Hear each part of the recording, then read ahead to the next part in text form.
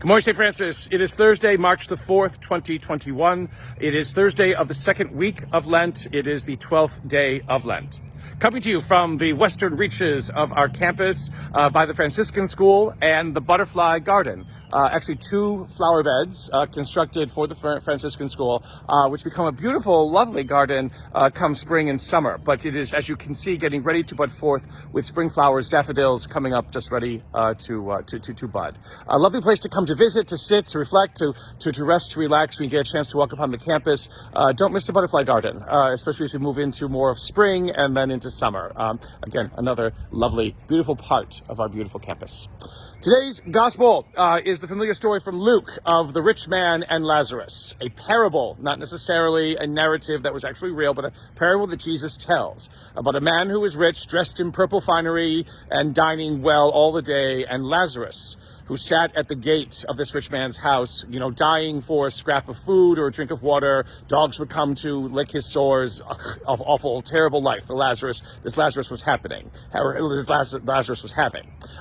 They both die. The rich man, unfortunately, goes to a place of torment. Lazarus, though, is taken to the bosom of Abraham, and there he enjoys paradise, and the rich man is in torment. Again, in the afterlife, the paradise is a bit stingy in trying to help anybody, so the rich man asks for water, and he can't, and Lazarus can't give it to him. Abraham says that can't be done. And then the rich man wants Lazarus to go visit his brothers to warn them of their attitudes and behaviors, because it may land them in the same place. And Abraham says, that can't be done either. And Jesus basically says, if they're not going to believe, the word of God speaking in front of them, why would they believe someone coming back from the dead? Hinting at his resurrection, all kinds of other things.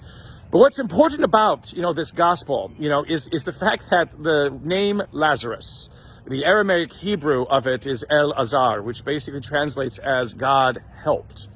Now, in one way, God really didn't do anything, because Lazarus' life was crappy. The man, again, had nothing to eat, nothing to drink. Dogs licked his sores. He sat at the door. No one paid attention to him. They walked over him. Yeah, where are you helping God?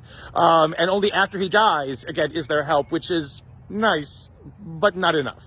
So why is this man named this? By the way, this has no relation to Mary and Martha and Lazarus, their brother. They were rich. They had a house. Remember that. So what does it all mean? Well, it's not just, again, denigrating the rich and raising up the poor. Although, again, it's important to realize the poor need to be raised up.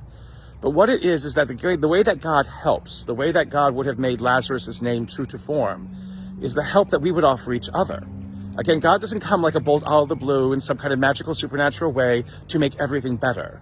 God relies upon us and our abilities to be able to help those who are in desperate need, to be able to help those who need our care and support and love. Again, the discipline of almsgiving, generosity.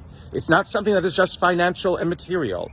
It is the way in which we live person to person in love and care for one another, even especially for those who we do not know and do not have direct relationship with. To be able to become conscious of the world around us, its hurts and brokennesses, and work to heal them, shows God's help in this world. It not only makes us true believers in this world, but makes us also more truly human. Lent is always about making ourselves more truly human. May this be one more way in which you're given the strength and courage to do just that. May the Lord give you peace.